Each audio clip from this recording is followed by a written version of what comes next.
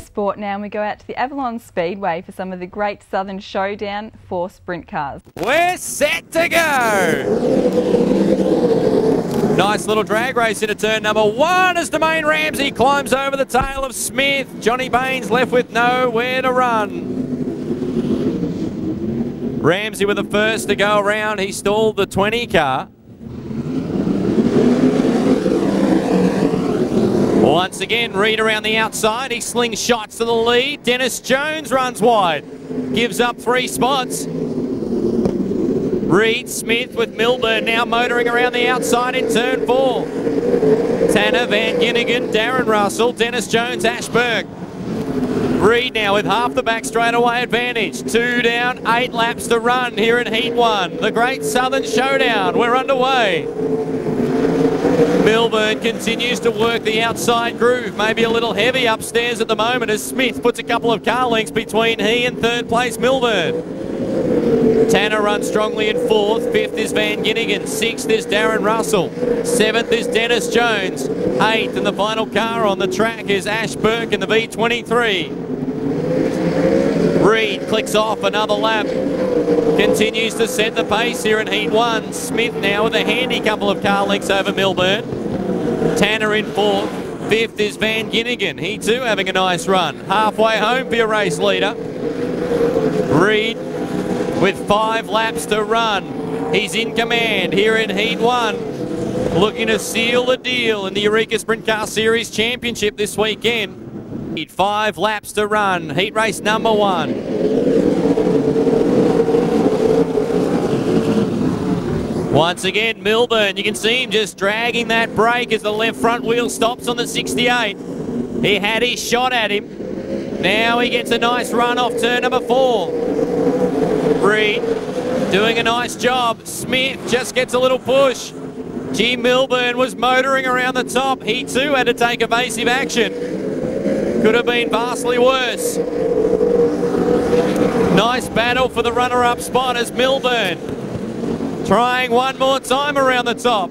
Tanner watching on in 4th. Now Darren Russell finds himself in 5th. It's all Matthew Reed out in front. Next time by, there'll be 1 to go. All eyes on Brett Milburn.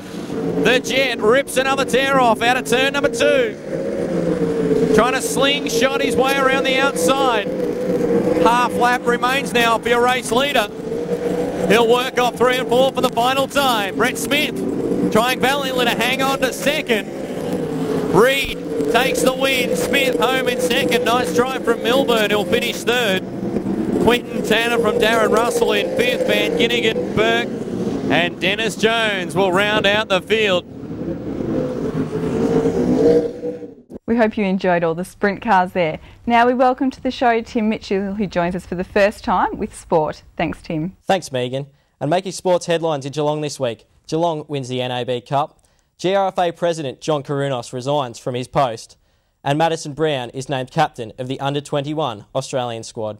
But we'll start with some local football news. An NFL punter and ex-Geelong AFL captain Ben Graham has accepted an offer from his club, from once club Leopold, to take on the number 1 ticket holder's role this season. He accepted the offer via email when club president Russell Norton emailed him over in America. As we know, Ben Graham had a turbulent season this year with the Arizona Cardinals, which finished with him being a runner-up in the NFL Super Bowl game. And in more local football news, Chris Gillam has called on family contacts to sign ruckman Michael Stewart to ease the big man crisis at Geelong West St Peters, after Rick Wild and Adam Yago, as well as Paul Chambers, left the GFL club. Geelong suffered a setback in its quest to win the Premier Cricket this season after being washed out last season and is unfortunately now out in the 1st, 2nds and 4ths of the competition. The Geelong third stay on though after a resounding win last weekend, and we wish them all the best in this weekend's competition. Janjuk soccer star Adrian Leia had a winning start to his time at Norwich City in the English Championship after finally seeing some action over in England after his move from the Melbourne Victory in the A-League. Leia came on as a substitute in Norwich City's shock 2-0 win over Cardiff in the latest round of English Championship matches, playing at the Canaries' home ground of Carrow Road. He was brought on as a substitute just before half-time to replace Jason Shackle in the game and acquitted himself well, and is a chance to play in Norwich City's next contest in the next round of English Championship games. Soccer in Geelong has been thrown into turmoil after John Kourounos resigned as president of the GRFA earlier this week. Kourounos cited differences in the GRFA board about a decision of whether to amalgamate with the FFV, and a number of the clubs such as North Geelong and Geelong Rangers did support Kourounos in the view that the GRFA should merge with the FFV and go under their rules, because the differences in the clubs were that juniors were playing under the GRFA rules while their seniors, who play in Melbourne, were playing under the FFV banner. So it will be interesting to see what comes of that when the GRFA board meets on April 2nd, with Joe Jakubowski being installed as the interim president there until that meeting is held on April 2nd. Local ice hockey star Corey Vickers and St Joseph's College student Corey Vickers has come home with a gold medal from the Ice Hockey Championships. Only 17 years old, Vickers was one of the key components of the Australian side, which triumphed in the final 7-2 after being 2-0 down at half-time against Chinese Taipei. The next step for Vickers is trialling with a number of Melbourne sides, in which he hopes to gain a spot on their regular lists. A number of Geelong basketballers have also found their way into the Victorian country squad, which will play at the National Championships, which are coming up between the 18th and 25th of April in Gawler. The side is coached by Geelong's Jamie O'Loughlin, and Andre Garci, Stephen Osborne, Marcus Larson and Lewis Varley are in the squad, with the latter two being selected as emergencies, but will also travel with the squad. In more good basketball news in Geelong, Anthony Ferrante, Blake Keating, Matthew Piggott, Nicholas Quayle, Chloe Palmer and Emily Kourounos have also been named as part of the trial squad for the national squad, which will be selected later on this month.